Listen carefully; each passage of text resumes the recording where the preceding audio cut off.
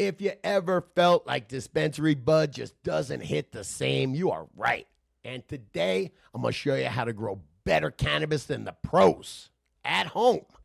Come on, before we do, today's video is brought to you by Real Growers Grow Dots, the easiest way to feed your high-value plants. You mix grow dots in once at the beginning of your grow, and they feed your plants all the way to harvest. You don't have to worry about nutrient burn or nutrient lockout. Grow Dots does all the hard work for you. Check them out over at realgrowers.com. And while you're there, use coupon code Scotty420 to get 20% off your first order. Now let's get back to the show. Come on, High C. I grow better weed than the pros. I know that. Bro, everybody that I share your cannabis with tells me afterwards they never want to go back to the dispensaries again. Nah, there's reasons, man. There's reasons. Come on, we'll get into them. Okay, so let's talk about, actually, you know what? Before we get into how to, let's talk about why the dispensary cannabis tends to not be as good just in general.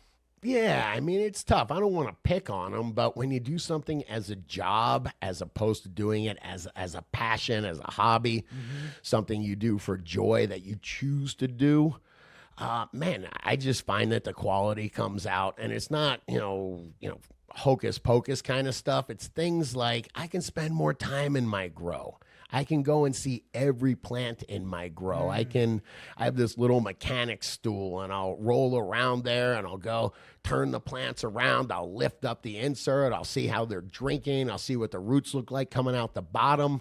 You can't do that when you're managing 1,500 or 15,000 plants that the pros do. What I'm thinking of is like a personal tutor or somebody who's teaching a small class versus somebody who's trying to teach like a college lecture. Yeah, that's a good one, man. You're right. I mean, one-on-one attention, I don't know, man. It's a little much. But you get in a room with, what have I got, 15, 20 plants in there, something like that, 25 plants. Man, everybody gets a bunch of attention. You know, every lady gets a bunch of attention. As to where when you're, I've grown 20 lighters where I've had flooded drain tables, and I can't tell what's going on in the middle of table 2 in room 3. I don't have the time, man. Yeah. So that one-on-one attention, here's where I'm going to get a little bit woo. I'm going to ask your opinion.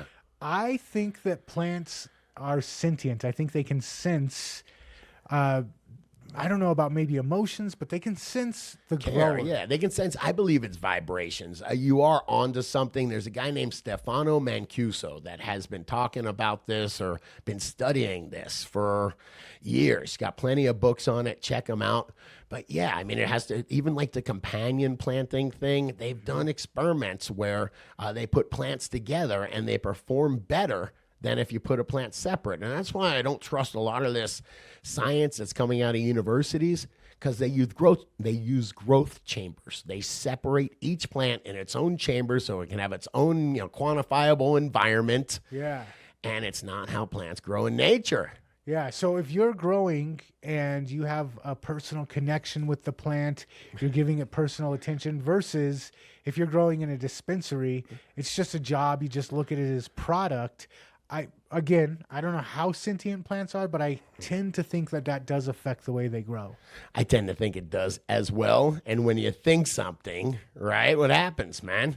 It's real in your head. Okay. Yeah, but let's talk about something more provable, like SOPs, which standard operating procedure. I wake up in the morning, I show up for work, and it says, today is the day we spray room number 1. Today is the day we wash out the reservoir for room number 2.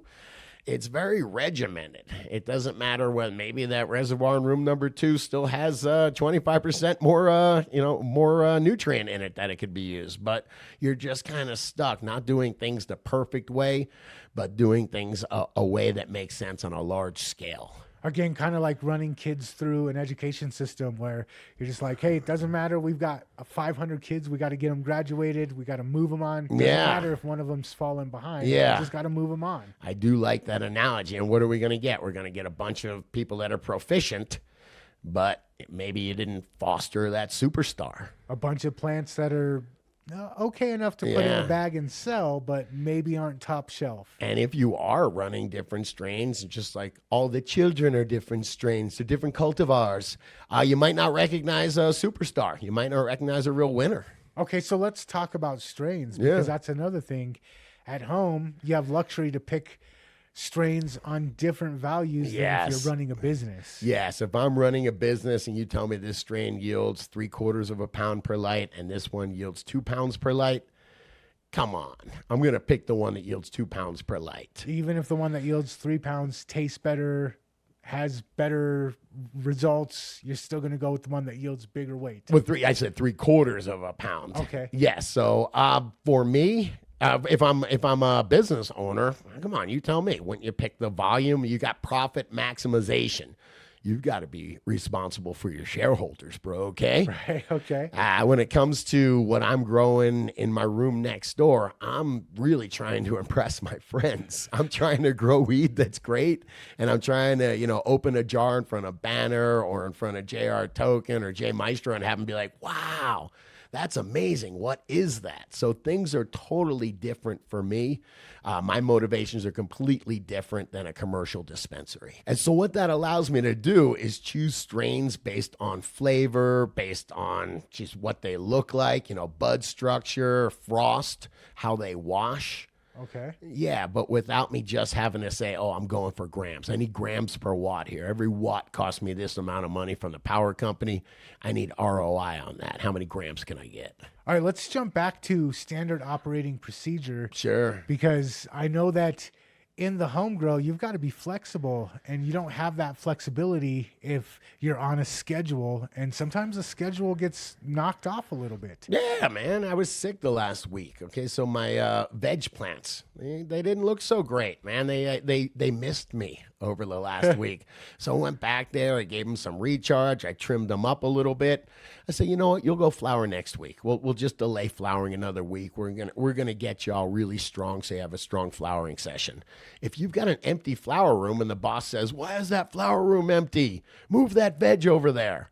You don't have that freedom. So it's just much more of a production schedule where you have to stay on schedule because it's all about money in the end, commercially. Also, if you get to the end of flower and your schedule says it's time to rotate veg and harvest this stuff, and you look and you go, man, I got clear trikes. My trikes aren't even milky right now. I don't even see one amber trike on here.